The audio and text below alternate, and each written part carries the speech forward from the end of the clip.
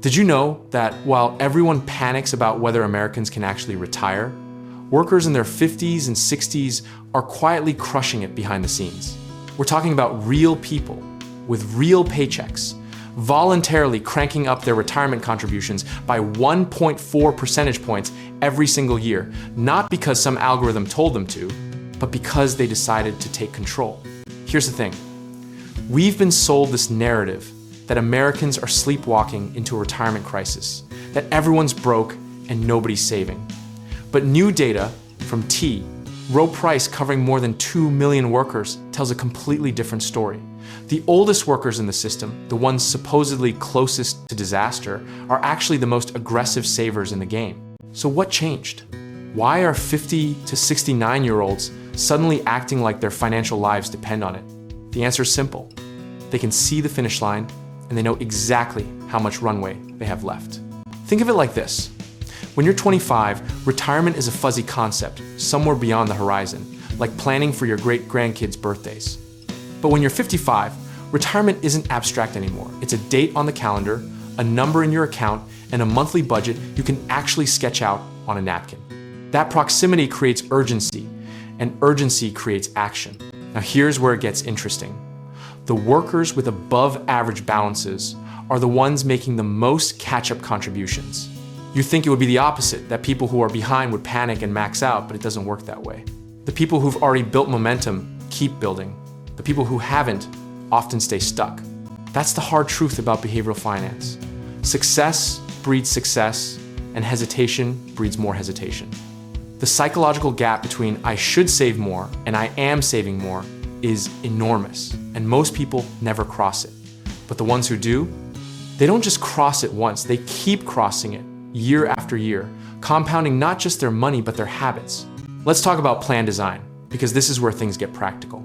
Plans that offer emergency withdrawal features see 76% participation versus 67% for plans without them. That 9-point gap might not sound huge, but in a workforce of thousands, that's hundreds of people who stay in the game instead of dropping out.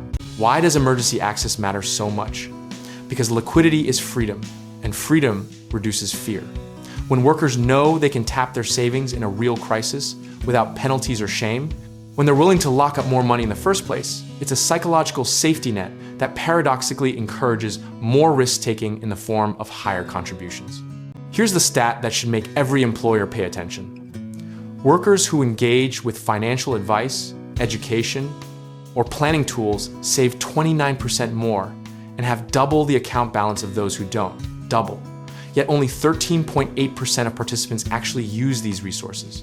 That's not a gap, that's a canyon. Imagine running a company where you offer a benefit that literally doubles outcomes and 86% of your workforce ignores it. That's not a worker problem. That's a communication problem, a design problem, an engagement problem that screams for a solution. And speaking of solutions, 78% of plans have adopted at least one feature from Secure 2.0 auto-enrollment, student loan matching, emergency savings accounts, expanded Roth options, higher catch-up limits. These aren't fringe experiments anymore. They're becoming the new standard. The momentum has shifted from should we to which ones and how fast. History tells us that retirement saving follows predictable cycles. Legislation passes, adoption lags, then surges, then plateaus until the next crisis forces the next wave of innovation. We saw it with 401k plans in the 80s, Roth IRAs in the 90s, auto-enrollment in the 2000s, and now secure provisions in the 2020s. Each cycle builds on the last. Each innovation chips away at inertia. But here's the misconception we need to kill. People think you need to max out contributions or you're failing. That's nonsense. Increasing your savings rate by 1 or 2 percentage points per year, the exact behavior we're seeing in older workers, is how you win. It's not sexy, it's not a hack, but it's the difference between running out of money at 75 and having options at 85. The lesson here is brutally simple. Start where you are, increase consistently, and let time do the heavy lifting. Don't wait for the perfect moment, the perfect income, or the perfect market. The workers thriving right now didn't wait. They just started, then kept going. And if you're behind, The data shows it's never about timing the market or finding the secret strategy. It's about showing up, adjusting your contributions even slightly, and building the muscle of discipline. Position size, consistency, and process beat conviction every single time. The people with the biggest balances aren't geniuses. They're just people who didn't stop. At the end of the day, retirement isn't a mystery or a lottery. It's a math problem you solve with behavior, not brilliance. The 50-year-olds winning right now aren't special.